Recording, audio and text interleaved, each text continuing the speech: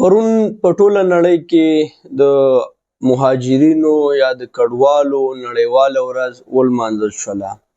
د دغې ورځې په مناسبت باندې د یونیسیار مشره فیلیپا کینډلر هم په اسلام آباد کې پی ټي وي تلویزیون کې یو مرکه کې د مهاجرینو په طرف داري باندې خبرې وکړلې او وی ستایل ویل چې مهاجرین د یو هیواد په اقتصاد کې هم برخه لري په پرمختګ کې، او کډوالي یا مهاجرت دا یو انتخاب نه دی، دا خلک د مجبورۍ نه کوي. او ورسره د پاکستان د حکومت او خلکو هم ستاینه وکړه چې له تېرو څو لسیزو راهیسې په پاکستان کې د افغان مهاجرینو میلمستیا کړې ده.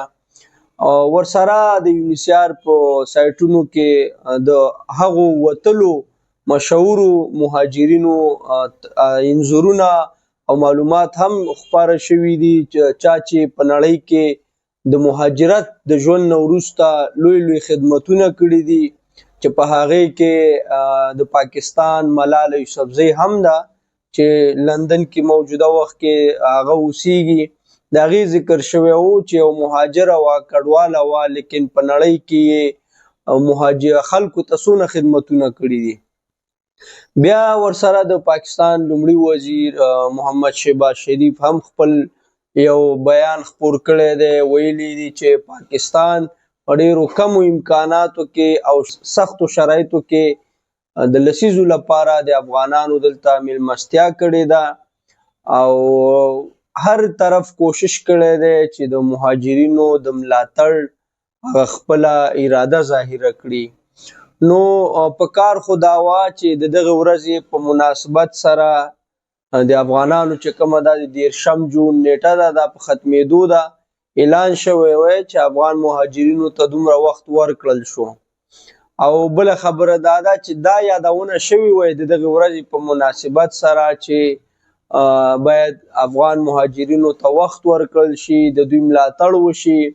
لیکن هر طرف چې تر کومه ځایه ما وکتل، دوی فقط دغه د مهاجرینو ورځ لمانځلې ده.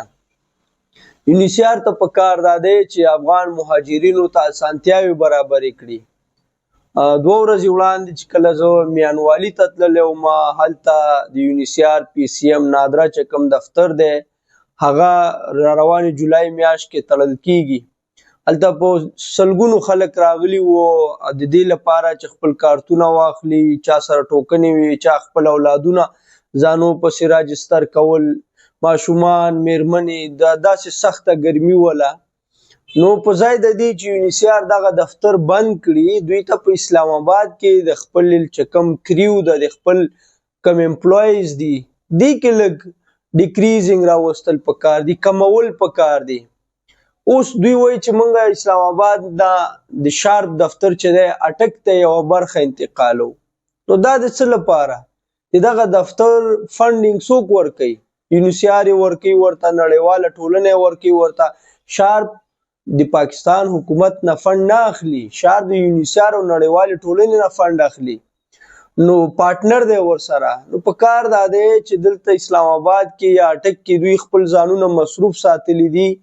هغه مظلوم بیچاره خلک چې کوم په لرو سیمو کې پراته دي او بیا د مختلفو ځایونو خلک هلته ورځي، هغوی سره دونه ظلم ونه شي. د کډوالو یا مهاجرینو د دغې نړیوالې ورځې په مناسبت سره ټول افغان مهاجرین دا غواړي چې دوی ته که اسانتیاوې نورې نه برابرېږي، کم از کم چې دا کمې اسانتیاوې دوی ته برابرې شوي دي دا پرې بندې نه شي. نو د یونیسیار ته پکار دا دی چې دلته د یو مسؤل په توګه دا درک کړي چې دا خلک افغانان دلته له یونیسیار څخه زیات اقتصادي مشکلات لري، د کار روزګار نشته دی دلته، اقتصادي مسایل شته دي دلته. نو په دغه د میانوالي دفتر چې کوم دی دا باید بند نشي. هلته خلک ډېر زیات مجبوره دي، پریشانیانو سره مخ دي. دا چې دفتر بندیږي، دوی بیا لاهور او اسلام آباد ته راځي، 3 ساعته لاره ده.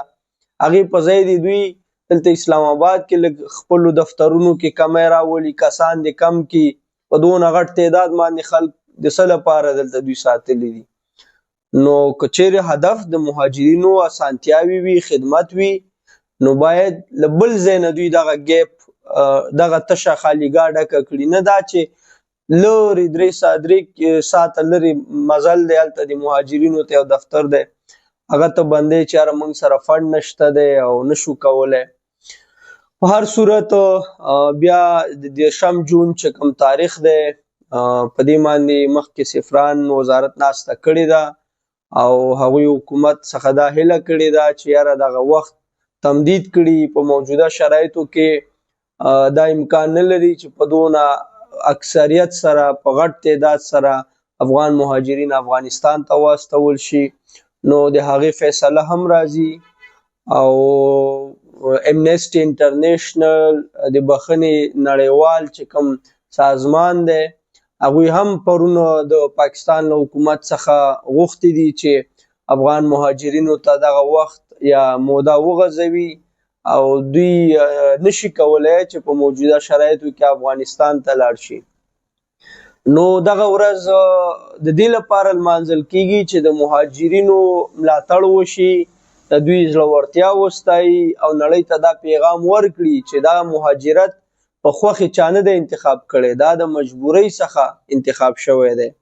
نو خدای دې وکړي چې د دغې ورځې په مناسبت سره پاکستان کې په ټوله نړۍ کې افغان مهاجرینو ته بیا د ټولو هیوادونو مهاجرینو ته اسانتیاوې برابر شي او دوی چې دغه کومې تریخې تجربې په خپلو هیوادونو کې تیرې کړي دي دا په هغو هیوادونو کې ورسره مخ نشي چیرته چې دوی پناه وړې ده او هلته د مهاجرت شپې ورځې تیروي. ډېره مننه.